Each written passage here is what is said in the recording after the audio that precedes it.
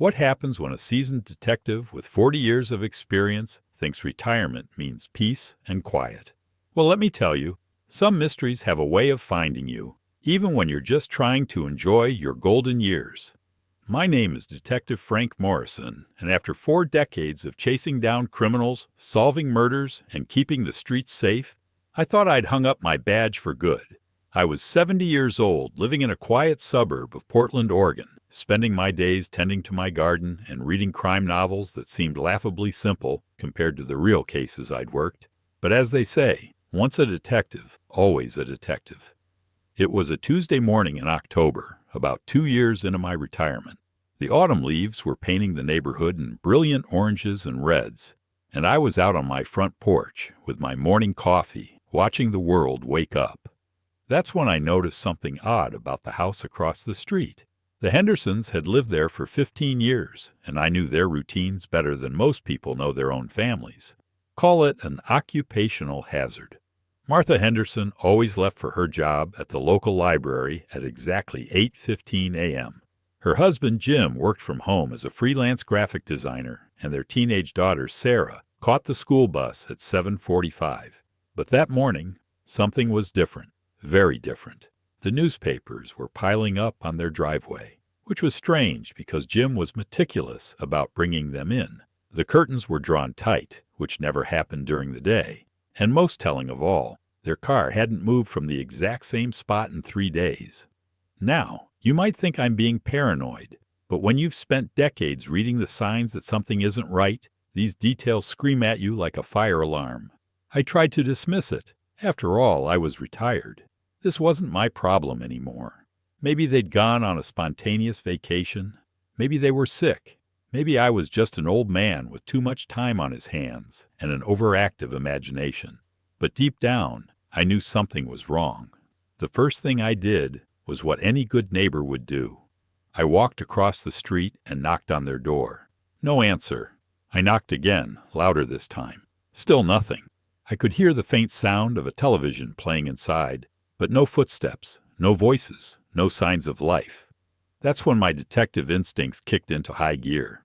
I walked around the perimeter of their property, keeping my observations casual in case any neighbors were watching. The back door was locked, but I noticed something that made my blood run cold. There were scratch marks around the lock, fresh ones. Someone had been tampering with that door recently, the kind of marks you see when someone's trying to break in, or more disturbing, when someone's trying to break out. Now, I want to be clear about something. I wasn't some vigilante retiree looking for excitement. I was genuinely concerned about my neighbors. The Hendersons were good people. Jim had helped me move furniture when I first moved in, and Martha always brought over homemade cookies during the holidays. Sarah was a bright kid who reminded me of my own granddaughter. If something had happened to them, I couldn't live with myself for doing nothing.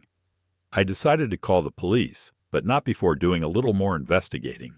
You see, when you've worked as many cases as I have, you learn that timing is everything. Call too early with incomplete information, and you might compromise a real investigation. Call too late, and you might be calling too late for the victims. I spent the next hour observing the house from my living room window. That's when I noticed the pattern. Every 20 minutes, like clockwork, a shadow would move past the front window.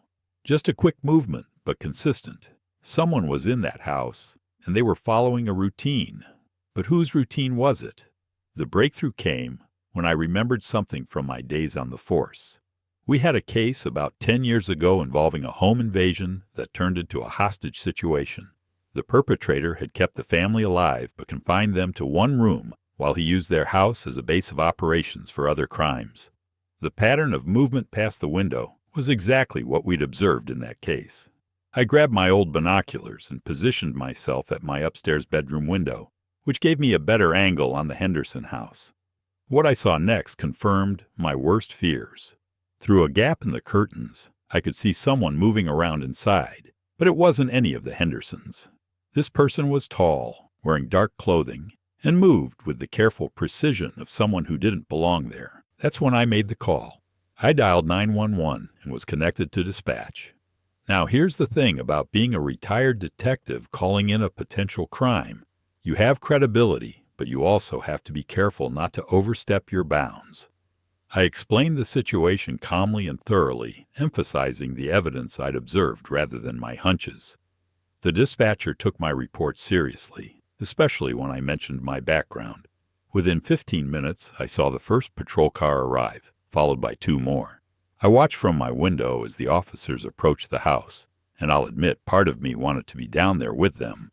What happened next was like watching a carefully choreographed dance. The officers surrounded the house, established a perimeter, and began their approach. I could see them communicating through hand signals, just like I used to do. It brought back memories of hundreds of similar situations. But this time, I was just an observer. The front door opened before they even knocked. A man emerged with his hands up, looking confused and scared. But it wasn't Jim Henderson. This was a stranger, someone I'd never seen before. He was followed by a woman, also with her hands raised, and then by 2 more people I didn't recognize. The officers moved quickly, securing the suspects and clearing the house. I watched as they brought out the Henderson family, and my heart sank. They were alive, thank God, but they looked shaken and traumatized. Martha was crying, Jim was comforting Sarah, and all 3 of them looked like they hadn't slept in days. About an hour later, Detective Lisa Chen, whom I'd known from my time on the force, came to my door. She wanted to hear my account of what I'd observed and get my professional opinion on the situation. It turned out that my instincts had been right on target. The suspects were part of a drug trafficking ring that had been using the Henderson house as a distribution center. They'd broken in 4 days earlier, thinking the house was empty while the family was supposedly on vacation. When they discovered the family was home, they'd made the decision to hold them hostage rather than flee. The Hendersons had been confined to their bedroom, while the criminals used their home to conduct business. The scratch marks I'd noticed on the back door weren't from someone trying to break in. They were from Jim Henderson's attempts to escape. He'd been working on the lock with a small tool whenever his captors weren't watching, but he hadn't been able to get it open before I called for help. Detective Chen told me that my observations had been crucial to the successful resolution of the case. The specific details I'd provided about the movement patterns and the timing had helped the tactical team plan their approach. Because I'd been watching the house and could confirm the suspects' locations, they were able to move in quickly and safely. But the story doesn't end there. During the investigation, it came to light that this wasn't an isolated incident. The drug ring had been targeting homes in suburban neighborhoods across the Pacific Northwest, using the same method of operation. They'd identify houses that appeared empty, break in to use them as temporary bases, and then move on. The difference was that most of their previous targets had actually been empty. The Hendersons had been planning to leave for a family vacation, but had delayed their departure due to Sarah's flu. The criminals had been watching the house for weeks, waiting for the family to leave. When they finally made their move, they expected an empty house, but found a family instead. My involvement in solving this case led to something I never expected. Detective Chen asked if I'd be interested in consulting on cold cases. Apparently, the department had a backlog of unsolved cases and could use the expertise of experienced detectives. At first, I was hesitant. I'd worked hard to earn my retirement, and I wasn't sure I wanted to dive back into the world of criminal investigation. But after thinking about it for a few days, I realized that I missed the intellectual challenge of detective work. I missed the satisfaction of solving puzzles and bringing closure to victims and their families. Most of all, I missed the feeling of making a real difference in people's lives. So I agreed to help with cold cases on a volunteer basis.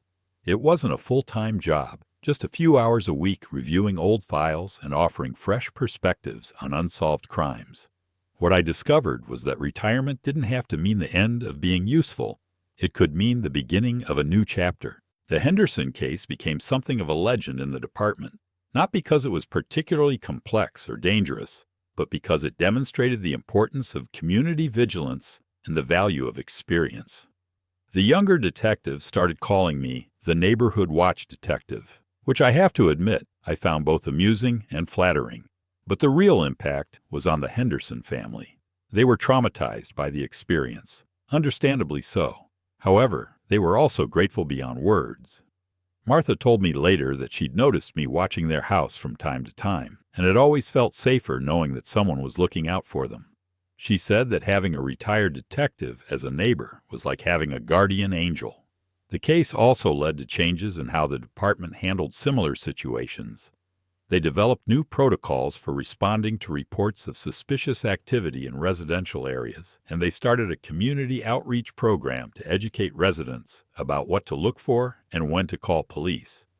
6 months later, I was consulting on a 15-year-old murder case when I got a call from Detective Chen. The drug ring we'd busted at the Henderson house had been connected to 3 other home invasions and 2 unsolved murders. The information gathered from that case had helped solve crimes across multiple states. It's funny how life works out. I thought retirement would be about slowing down, maybe doing some fishing, reading books, and playing with my grandchildren. Instead, I found myself more engaged with my community than ever before. I started a neighborhood watch program, taught personal safety classes at the community center, and continued consulting on cold cases. The Henderson incident taught me that the skills you develop over a lifetime don't just disappear when you retire. They become part of who you are, and they can still be valuable, even in unexpected ways. It also taught me that being retired doesn't mean being useless. There's always a way to contribute, to make a difference, to help others. Looking back on that October morning when I first noticed something was wrong at the Henderson house, I realized it was a turning point.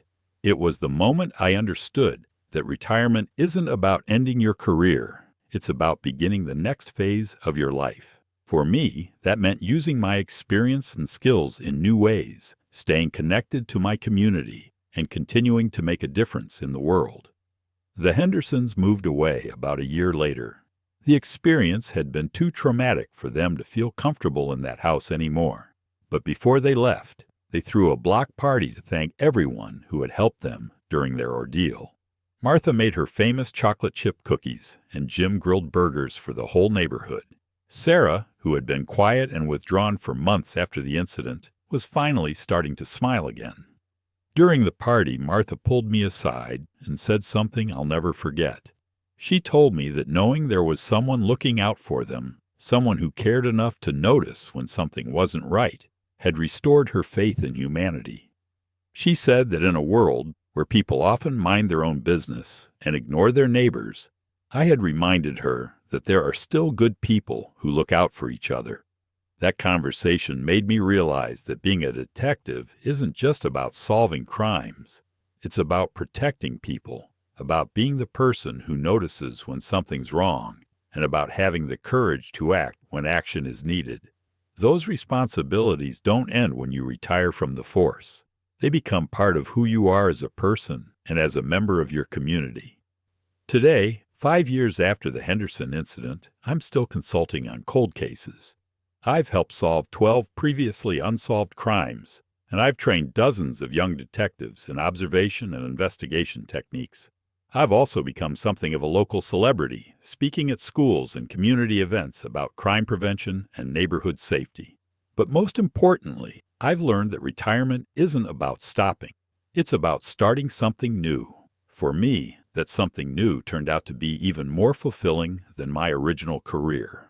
I may be 75 years old now, but I feel more useful and engaged than ever before.